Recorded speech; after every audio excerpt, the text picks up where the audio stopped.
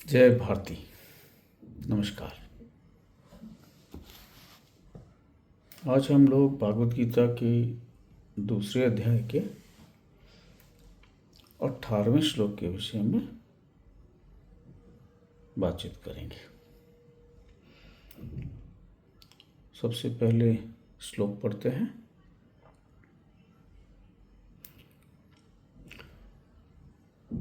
अंतवन्ति मे देहा नित्यस्य योक्ता शरीरिण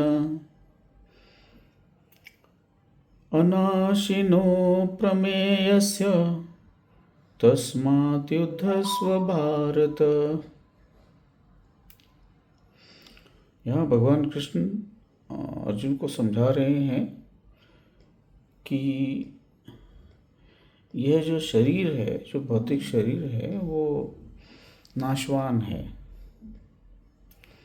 और इसके अंदर एक कभी नाश नहीं होने वाला अपरिमित, जिसे मापा नहीं जा सकता,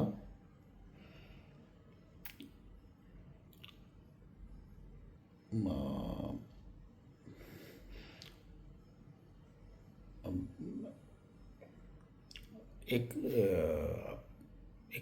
अविनाशी सत्य है। अतः इस बात को समझो कि युद्ध में अगर आपकी मृत्यु भी होती है तो शरीर की मृत्यु होती है। जो आत्मा है वो तो अविनाशी है, देह अविनाशी नहीं है। इसको कविता के रूप में देखते हैं। यह दाह्य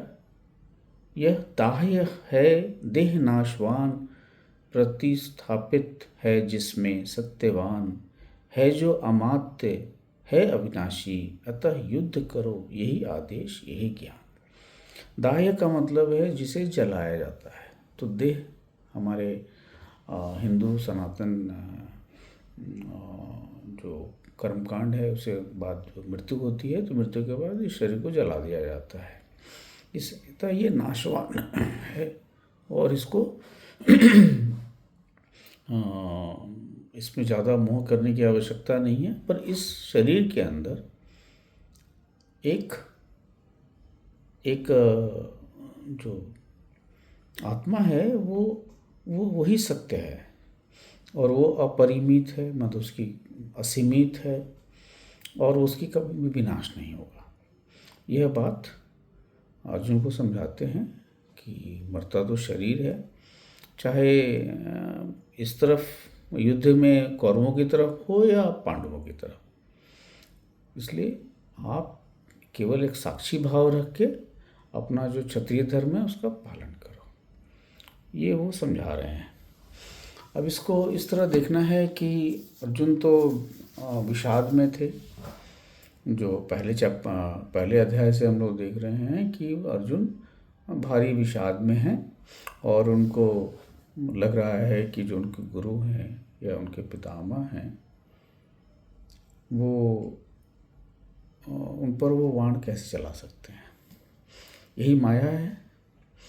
इसीलिए भगवान कृष्ण अर्जुन को समझाते हैं इस बात के लिए कि ये जो शरीर है हमारा तुम्हारा सबका, वो दाह्य है, वो जलाने वाला है, वो जलेगा, मृत्यु के बाद उसका नाश होगा।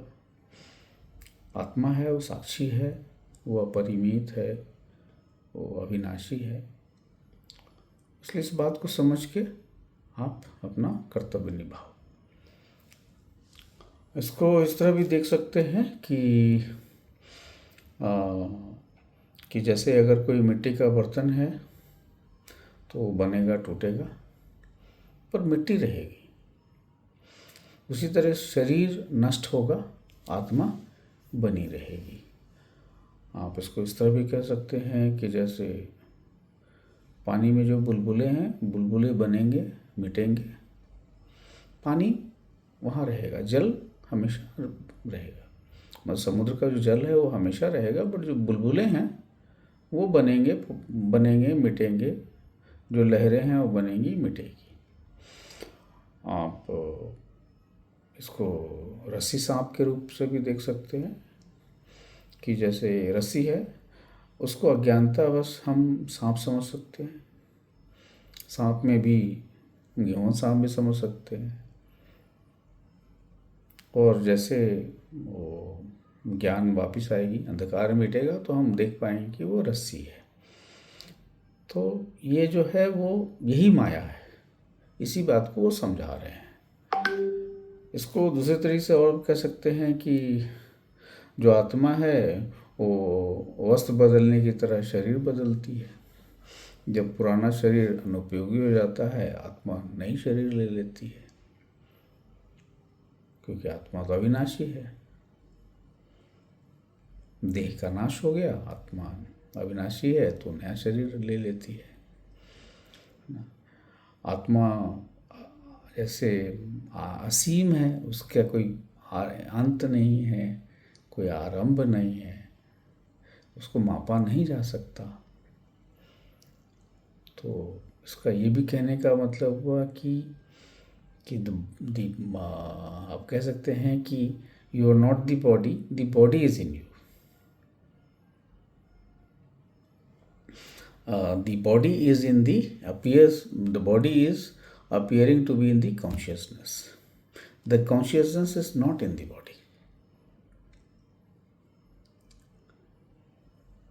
तो आप इसको इस तरह से भी आप समझा जा सकता है। और अर्जुन को इसलिए कहते हैं कि तस्मात् युद्धस्व भारत, इसीलिए इस बात को समझते हुए अर्जुन तुम युद्ध करो, यही है। आशा है आपको ये अच्छा लगा होगा। अगले श्लोक में फिर मिलते हैं। धन्यवाद।